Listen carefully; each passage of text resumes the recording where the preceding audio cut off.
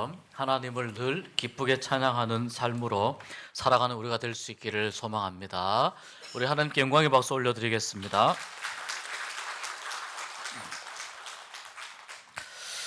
여러분, 이 세상은 하나님이 지으신 것 맞습니까?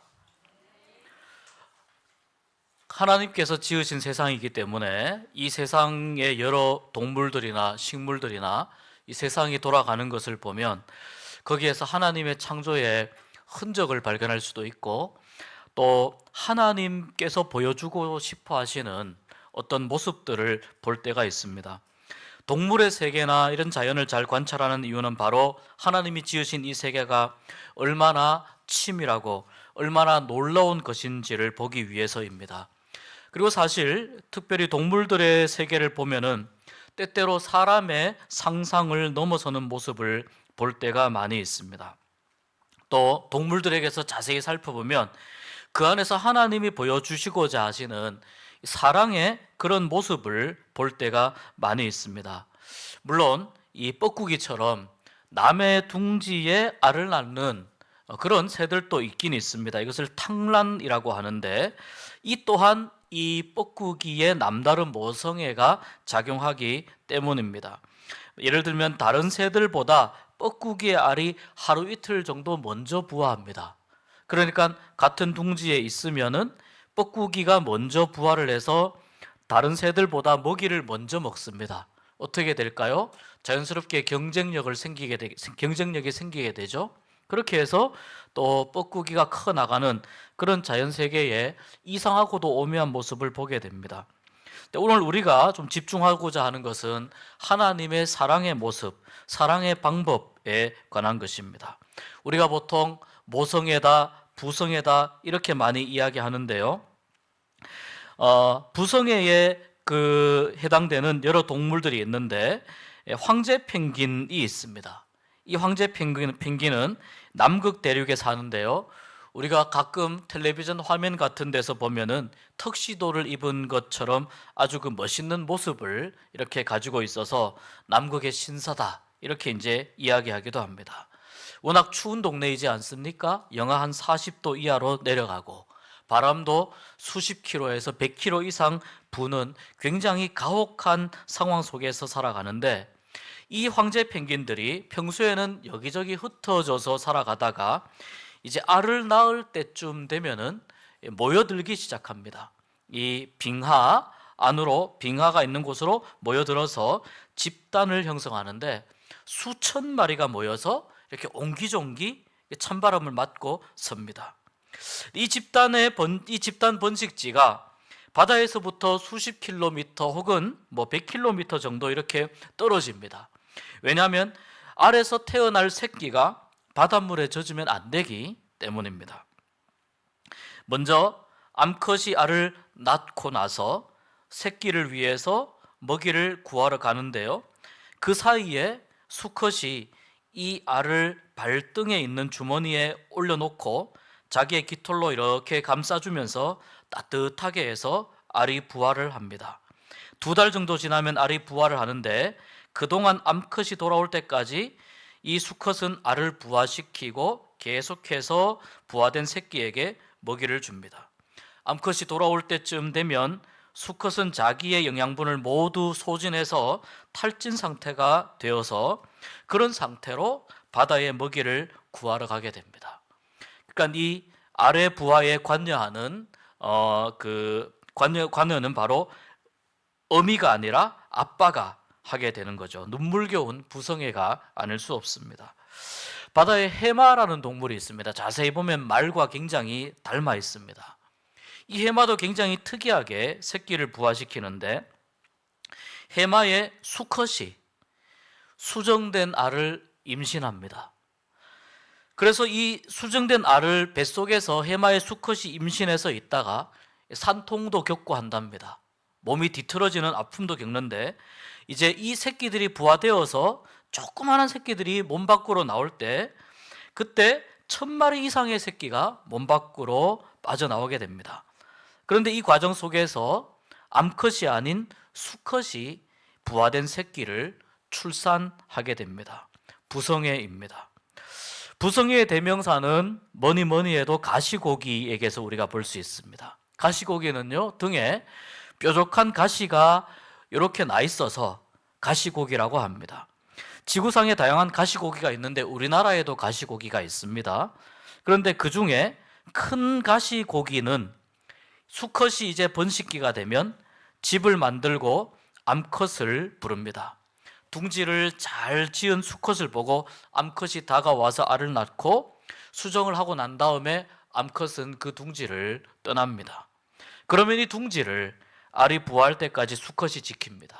불순물이 들어가면 청소하기도 하고 또 가슴 지느러미로 이렇게 부채질을 해서 신선한 공기를 공급하기도 합니다. 외부의 침입자가 오면은 필사적으로 싸우면서 정성을 다해서 그 둥지를 지킵니다. 그런데 이 새끼가 다 부화할 때까지 수컷이 아무것도 먹지를 못합니다. 알이 부화해서 이제 둥지를 떠날 때쯤 되면, 그때가 되면 수컷은 아무것도 먹지 못하고 알을 계속 지키느라 지쳐서 기력이 다해서 그만 새끼들 옆에서 죽음을 맞이하게 됩니다. 이 가시고기 새끼들은 알에서 부화한 이후에 옆에 보니까 아빠가 죽어 있는 겁니다. 가시고기 새끼들은 둥지를 지키다가 죽어간 그 아빠 가시고기의 사체를 뜯어 먹습니다.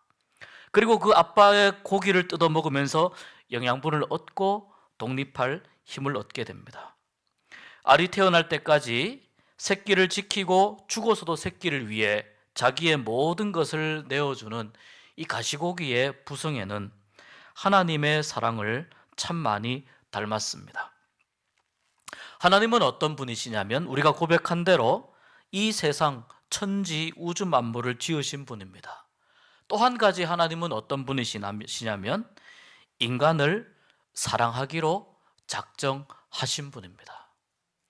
인간이 어떤 존재이든지 상관없이 내가 하나님께 좋은 일을 했든지 내가 하나님의 속을 썩이는 존재이든지 사람이 어떤 존재이든지 상관없이 하나님은 사람을 사랑하기로 작정하신 분입니다. 여러분, 사랑은 감정만으로 되는 것이 아니라는 것을 우리가 잘 알고 있습니다. 젊은 신혼부부들이 서로의 매력에 반해서 만나서 뜨겁게 사랑을 하지만 시간이 지나면 점점 이제 그 뜨거웠던 사랑이 식어지게 되죠. 왜냐하면 사랑의 유통기한이 있기 때문입니다. 남녀가 만나서 한눈에 반해서 사랑을 할 때 뇌에서 호르몬이 분비가 된다고 하는데요. 그 호르몬이 페닐에틸아민이라는 성분입니다. 이것은 이 마약과 같은 그 기능이 있어가지고 뇌의 기능을 마비시킵니다. 그리고 구름에 붕 뜬 것과 같은 좋은 기분을 가지게 합니다. 실제로 어떤 사람을 만나서 한눈에 반했을 때 또는 뜨겁게 사랑을 할 때 그런 경우에 옆에서 지켜보면 어떻습니까? 나사가 약간 빠진 것 같습니다. 제정신이 아닌 것 같습니다. 정신줄 놓은 것 같아요. 옆에서 이성적으로 판단해라, 이성적으로 행동해라 아무리 충고해도 이미 페닐에틸아민의 영향을 받고 있기 때문에, 마약과 같은 이 호르몬의 영향을 받고 있기 때문에 제정신이 아닙니다.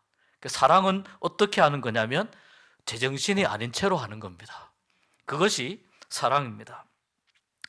이 페닐에틸아민 때문에 그래서 콩깍지가 씌이고 이성이 마비가 됩니다. 문제는 이 페닐에틸아민이 분비되는 기간에 유통기한이 있다는 사실입니다. 보통 평균 잡아서 2년 정도 분비가 된다고 합니다. 전문가들에 따라서 30개월 혹은 3년까지 보기도 하는데요. 경우에 따라서는 3개월 만에 끝나기도 한다고 합니다. 둘이 동시에 불꽃이 튀었다가 3개월 만에 끝나면 어떻게 됩니까? 그때부터 이 페닐에틸아민이라고 하는 이 호르몬, 약물에 쩔어 있던 뇌가 이제 정신을 차리기 시작합니다. 콩깍지가 벗겨지는 시간이 오는 거죠. 이때가 되면 이제 이성적으로 생각하게 되고 합리적으로 생각을 하게 됩니다. 내가 제정신이 아니었구나. 정신을 차리게 됩니다. 그런데 여러분, 진짜 사랑은 이때부터 시작하는 겁니다. 사랑은 호르몬의 작용에서 벗어나서 페닐에틸아민이라고 하는 이러한 호르몬의 작용에서 벗어나서 이때부터 다른 차원의 사랑으로 발전해 가야 그 사랑이 유지되고 성숙한 사랑을 하는 단계로 가게 되는 겁니다. 그러니까 사실 진짜 사랑은 이 호르몬의 분비가 멈출 때부터 시작이 되는 겁니다. 사랑을 계속 이어가는 그 인생의 여정, 우리가 항상 이 호르몬의 영향을 받으면서 살 수는 없지 않습니까? 사랑을 어떻게든 계속 이어가는 그 인생의 여정은 그래서 무엇을 의미하느냐 하면 그 과정 가운데에서 사랑을 지키기 위해서, 더 사랑하기 위해서, 또 사랑을 계속해서 유지하기 위해서 몸부림치고 애쓰고 노력하는, 때로는 고통스러운 인내 시간을 견디는 그 경험을 포함을 하는 겁니다. 그런데 여러분, 이 사랑이 어떤 사랑이냐면 성장하고 성숙한 단계로 넘어가는 사랑이 되는 겁니다. 물론 경우에 따라서 이 페닐에틸아민이 평생 분비되는 경우도 있다고 합니다. 그들을 네 글자로 천생연분이라고 합니다. 그렇지만 평생 같은 농도로 이것이 항상 분비되는 것이 아니고 이 분비되는 시기와 또 사그러드는 시기가 주기적으로 잘 맞기도 하지만, 그러나 결국 모든 사람이 사랑하는 그 사랑의 현상을 이 호르몬 하나로만 설명하기에는 사랑은 너무나도 오묘하고 너무나도 복잡하다는 것을 우리가 이미 이해하고 있습니다. 그래서 에리 프롬은 사랑은 기술이다, 사랑은 예술이다 라고 이야기를 했습니다. 여러분, 사랑은 그렇기 때문에 감정이 아닙니다. 하나님은 인간을 사랑하기로 작정하신 분이라고 말씀드렸습니다. 그래서 하나님의 사랑의 특징을 오늘 좀 생각해 보려고 하는데, 첫 번째 하나님의 사랑의 특징은 인간의 사랑은 유통기한이 있지만 하나님의 사랑은 유통기한이 없다는 것이 첫 번째 특징입니다. 완전히 사람의 사랑과 차원이 다른 것이죠. 하나님은 그렇기 때문에 사랑의 기복이 있는 분이 아니세요. 한결같이 사랑하십니다. 하나님의 사랑에는 여러분 권태기가 없습니다. 하나님의 사랑은 호르몬의 영향을 받지 않습니다. 가장 높은 단계에서 최고의 상태에서 우리를 사랑하기로 작정하신 분이기 때문에 인간으로서는 하나님의 사랑을 사실 이해하기가 어려운, 인간은 불가능한 영역의 사랑을 하시는 분이 바로 하나님이십니다. 그렇기 때문에 하나님의 사랑은 가장 위대한 사랑이고 인간이 겪어보지 못한 가장 위대하고 가장 성숙한 사랑입니다. 하나님의 사랑은 또한 편협하지 않고 모든 사람에게 공평하게 주십니다. 한 사람 한 사람 점수를 매겨서 50점짜리, 70점짜리, 100점짜리 그렇게 하시는 것이 아닙니다. 예수님께서 마태복음 5장 43절에서 45절에 이렇게 말씀했습니다. 또 내 이웃을 사랑하고 내 원수를 미워하라 하셨다는 것을 너희가 들었으나 나는 너희에게 이르노니 너희 원수를 사랑하며 너희를 박해하는 자를 위하여 기도하라.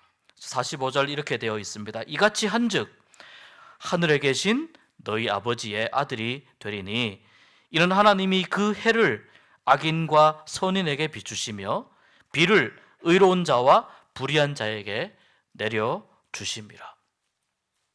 착하다고 비를 더 많이 주시는 것도 아니고 악하다고 가뭄을 겪게 하시는 것도 아니에요. 우리는 간혹 이렇게 생각할 때가 있습니다. 왜 악인의 삶이 더 잘 될까? 저 사람은 굉장히 못된 사람이고 악한 사람인데 왜 악한 사람의 농사가 더 잘 될까? 악한 사람이 왜 더 많은 돈을 벌고 더 잘 사는 것 같을까? 하나님이 악인에게도 비를 주시고 때를 따라 햇빛을 주셔서이기 때문이지 그 악인이 잘해서가 아닙니다. 또한 하나님은 악인이 계속해서 악에 찌들어서 살기를 원하지 않으십니다. 그 악한 길에서 돌아오기를 인내하고 참으면서 하나님은 기다리십니다. 에스겔 33장 11절에 이렇게 말씀했습니다. 너는 그들에게 말하라. 주 여호와의 말씀이니라. 나의 삶을 두고 맹세하노니, 하나님의 말씀이에요. 나는 악인이 죽는 것을 기뻐하지 아니하고 악인이 그의 길에서 돌이켜 떠나 사는 것을 기뻐하노라. 이스라엘 족속아, 돌이키고 돌이키라. 너희 악한 길에서 떠나라. 어찌 죽고자 하느냐 하셨다 하라. 우리가 왜 아직도 목숨을 부지한 채 살아있는지 아십니까? 악인이 그 악한 길에서 떠나 돌이키기를 원하시는 이 하나님의 사랑이 모두에게 똑같이 적용되기 때문입니다. 악인에게도 기회를 주시는 하나님의 사랑 때문입니다. 여러분, 우리 자신을 한번 생각해 보십시오. 우리가 적어도 의인 쪽에 속하는 사람은 아니지 않습니까? 나는 내가 얼마나 악하게 사는지 잘 알고 있습니다. 우리는 단지 나의 그 악한 모습을 잘 포장하고 잘 위장하면서 살 뿐이지, 우리는 본질적으로 악한 사람들입니다. 그런데 우리가 우리의 악을 따라서 하나님이 심판하시고 처벌하시면 우리가 지금 목숨을 부지하고 살 수가 있습니까? 한 명도 그럴 수가 없습니다. 그런데 우리가 지금 살아있는 겁니다. 왜 살아있습니까? 악인에게도 기회를 주시는 하나님의 사랑 때문인 줄 믿습니다. 의인과 악인 모두에게 공평하게 비를 주시고 햇빛을 내려주시는 하나님의 사랑 때문입니다. 내가 잘나서, 여러분이 잘나서 지금 살아있는 것이 절대 아니라는 말입니다. 아직까지 돌아올 기회를 주시는 하나님의 사랑 때문인 줄로 믿습니다. 이 하나님의 사랑이 인간이 한 번도 상상하지 못한, 인간이 경험할 수 있는 가장 성숙한 사랑이고 가장 편협하지 않은 공평한 사랑입니다. 그래서 오늘 말씀에 이렇게 말씀하고 있습니다. 하나님이 세상을 이처럼 사랑하사. 이처럼은 무슨 의미입니까? 인간이 생각할 수 있는 수준 그 너머의 수준으로 사랑하사라는 의미입니다. 우리의 상상력을, 모든 상상력을 동원을 해도 우리는 하나님의 그 사랑을 가늠할 수 없고 예측할 수 없고 이해할 수가 없어요. 하나님의 사랑을 그냥 받아들이는 겁니다. 이처럼 사랑하사. 하나님이 세상을 이처럼 사랑하사, 똑같이 하나님이 악인 같은 나를, 아니 악에 찌들어 살고 있는 나를 어떻게 사랑하셨다고요? 이처럼 사랑하사. 인간의 사랑에는 유통기한이 있지만 하나님의 사랑에는 유통기한이 없고, 사람이 경험할 수 없는, 사람이 상상할 수 없는 가장 성숙한 사랑을 하시는 그 하나님의 사랑이 첫 번째 특징입니다. 하나님의 사랑의 두 번째 특징은 자기의 가장 소중한 것, 아니 자기 자신을 아낌없이 우리를 위해서 주시는 사랑이라는 것입니다. 가시고기처럼 자기의 뼈와 살을 아낌없이 모두 다 주신 분이시기 때문에 하나님의 사랑은 위대합니다. 왜 그렇게 하셨을까요? 우리에게 이것이 내가 너희들에게 주는 사랑이다라는 것을 확증해 보이시기 위해서 그렇게 하신 것입니다. 로마서 5장 8절에 이렇게 말씀합니다. 우리가 아직 죄인 되었을 때에 그리스도께서 우리를 위하여 죽으심으로 하나님께서 우리에 대한 자기의 사랑을 확증하셨느니라. 무엇으로 확증했다고요? 그리스도가 죽음으로 확증하셨다는 거예요. 가시고기라고 하는 이름으로 우리에게 잘 알려진 소설이 있죠. 2000년 1월에 발표된 조창인 작가의 소설 가시고기입니다. 이 소설에는 가시고기를 닮은 한 아빠의 삶의 이야기가 나옵니다. 주인공은 어릴 때 아버지로부터 버림을 받았습니다. 아버지가 이제 더 이상 경제 활동을 할 수 없어서 자녀를 양육할 수 없어서 아들을 데리고 짜장면 집에 갑니다. 맛있는 짜장면을 사주며 그것을 다 먹고 난 후에 아들에게 쥐약을 줍니다. 함께 먹자라고 합니다. 이 아들은 다행스럽게 이것이 쥐약이라는 것을 알고 있었습니다. 그리고 쥐약 먹기를 거절하자 그 아버지는 자신을 버리고 떠났습니다. 이 아버지에 대한 아픈 기억을 주인공이 가지고 있습니다. 나는 아버지처럼 살지 말아야지. 그런데 이 주인공에게 사랑하는 아들이 있는데요. 어릴 때 아내와 이혼을 했습니다. 혼자서 아들을 정성스럽게 사랑을 다해서 키웠습니다. 돌보았습니다. 그런데 그만 그 아들이 백혈병에 걸리게 됩니다. 주인공은 아들을 고치기 위해서 자신이 가진 모든 돈을 다 털어놓고 모든 방법을 다 찾습니다. 심지어 자연치유의 방법으로, 자연요법으로 치유가 된다고 해서 강원도 정선군의 어느 시골에서 살기도 하는데 다시 병이 재발해서 병원에 입원하게 됩니다. 아들을 고칠 수 있는 유일한 방법이 골수 이식이라고 하는 길밖에 없어서 이 아들과 맞는 골수를 찾게 되는데 그 찾는 과정도 어렵고 뿐만 아니라 이 수술 비용을 감당할 형편이 못 되었습니다. 돈을 구하기 위해서 사방팔방으로 뛰어다닙니다. 자신에게 있는 재주를 가지고 돈을 벌려고 애써봅니다. 결국 충분한 자금을 마련하지 못합니다. 주인공은 결국 자기의 신장을 팔아서 아들의 수술비를 마련하기로 결심합니다. 그리고 신장을 팔기 위해서 의료 검진을 하던 중에 그만 자신이 간암 말기 환자라는 사실을 알게 됩니다. 결국 간 때문에 신장의 상태도 좋지 않아서 신장 매매도 불가능하게 됩니다. 각막 매매도 생각해 보았는데요. 이 또한 불가능하게 됩니다.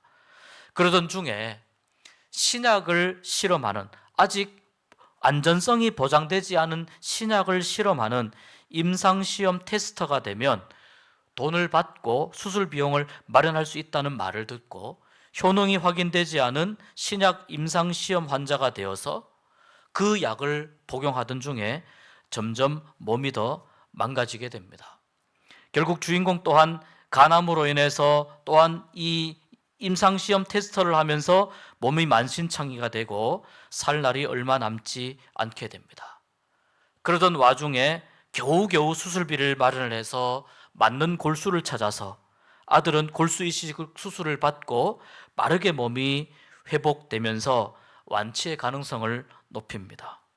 그때 이 아들에게 예술적인 재능이 있다는 것을 확인한 이혼한 전 부인이 나타납니다.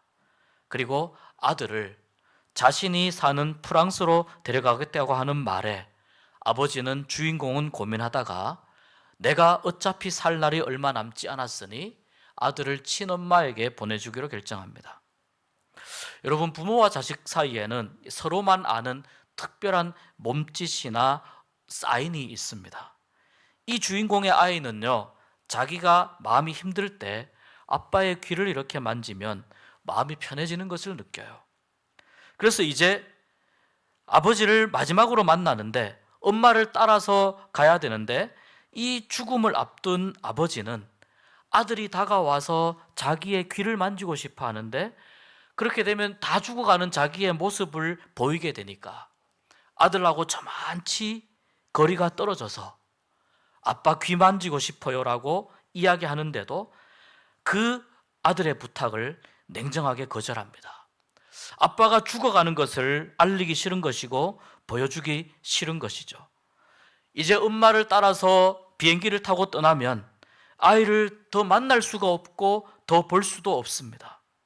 그 아이를, 나의 모든 것을 다 쏟아부어서 사랑했던 아이를, 내 몸이 부서져도 내가 죽어도 이 아이만큼은 살려야 되겠다고 그렇게 몸부림쳤던 아이를 한 번만 더 안아주고 싶고 한 번만 더 아이의 얼굴을 만지고 싶고 머리를 쓰다듬어 주고 싶지만 눈물을 삼키며 매정하게 돌아서서 아이의 부탁을 거절하고 엄마를 따라서 프랑스행 비행기에 태워 보냅니다.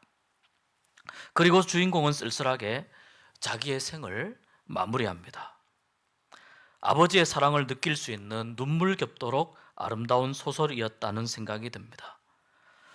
저는 이 소설을 읽으면서 가시고기보다는 하나님이 생각이 났습니다. 내가 신앙을 가진 사람이고 목회자여서가 아니라 하나님께서 인간에게 베푸신 사랑이 이러한 사랑으로 표현될 수 있지 않을까 하는 생각 때문입니다. 모든 사람들에게 베풀어 주신 그 끝이 없는 사랑, 끝을 알 수 없는 사랑 때문입니다. 물론 어찌 하나님의 사랑과 가시고기의 사랑을 감히 비교할 수 있겠습니까?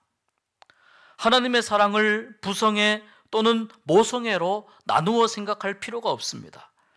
왜냐하면 이 땅에 하나님이 함께 하신다는 사실을 알게 하시기 위해서 어느 글에 보니까 하나님이 어머니를 보내주셨다, 어머니라는 존재를 주셨다, 그런 글이 있고, 또 하나님은 하늘 아버지이시고 우리에게 주실 수 있는 최고의 사랑을 주신 분이시기 때문에 하나님의 사랑이 부성애이냐 모성애이냐 별로 중요하지 않습니다.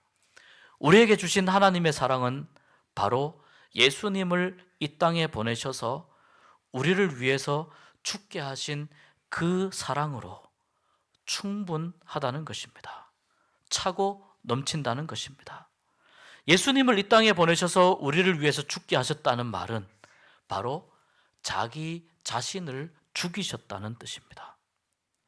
죄의 대가로 반드시 죽어야 하는 인간이었기 때문에 이 죽음을 이겨낼 수 있는 유일한 방법은 누군가가 죽음과 싸워서 승리하는 길밖에 없었습니다. 예수님만 하실 수 있는 길이었습니다. 그리고 그 죽음의 자리에는 나의 목숨을 살리기 위해서 대신 지불해야 할 목숨값, 재물이 필요했는데 그 목숨을 선뜻 내어놓은 분이 누구냐? 예수님이었다는 겁니다. 예수님이 자기의 목숨을 내어주고 내 목숨을 살려주신 겁니다. 그러니까 여러분, 우리는 예수님의 목숨값으로 살아가는 사람들입니다. 이것이 공짜입니까? 그냥 주신 것이죠. 공짜가 아닙니다. 그냥 거저 주신 이 사랑 안에 담겨 있는 생명과 구원을 하나님은 자기를 죽이면서 우리에게 거저 주시기 위해서 그렇게 하신 것입니다. 십자가에 달려서 죽어가시면서 예수님은 살이 다 찢어지고 피와 물을 남김없이 흘려야만 했습니다. 방금 부화한 어린 가시고기 새끼들이 아빠의 살을 뜯어먹으면서 살아갈 영양분을 얻듯이 예수님께서 자기의 살을 찢어서 우리에게 먹이시고 피를 흘려서 우리에게 먹이신 겁니다. 그런 말씀이 어디 있냐고요? 요한복음 6장에 있습니다. 요한복음 6장 53절 이하에 이렇게 말씀합니다. 예수께서 이르시되 내가 진실로 진실로 너희에게 이르노니 인자의 살을 먹지 아니하고 인자의 피를 마시지 아니하면 너희 속에 생명이 없느니라. 내 살을 먹고 내 피를 마시는 자는 영생을 가졌고 마지막 날에 내가 그를 다시 살리리니 내 살은 참된 양식이요 내 피는 참된 음료로다. 내 살을 먹고 내 피를 마시는 자는 내 안에 거하고 나도 그의 안에 거하나니 살아계신 아버지께서 나를 보내심에 내가 아버지로 말미암아 사는 것 같이 나를 먹는 그 사람도 나로 말미암아 살리라. 아멘.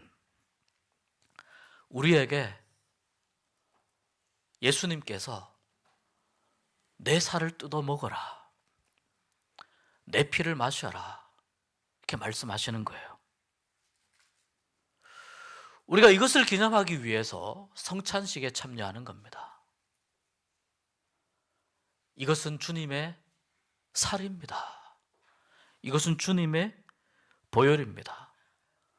그래서 여러분, 이 성찬식을 진행할 때 초대교회 때 사람들이 기독교인들을 식인종이라고 오해를 한 거예요. 진짜 사람의 살을 뜯어먹고 사람의 피를 마신다, 이렇게 오해한 거예요. 우리가 지금 용서받고 하나님의 사랑을 누리며 살고 있는 것은 내가 예수님의 살과 피를 먹고 마시는 것과 같은 것이라고 생각해야 됩니다. 내가 무슨 힘으로 살아갑니까?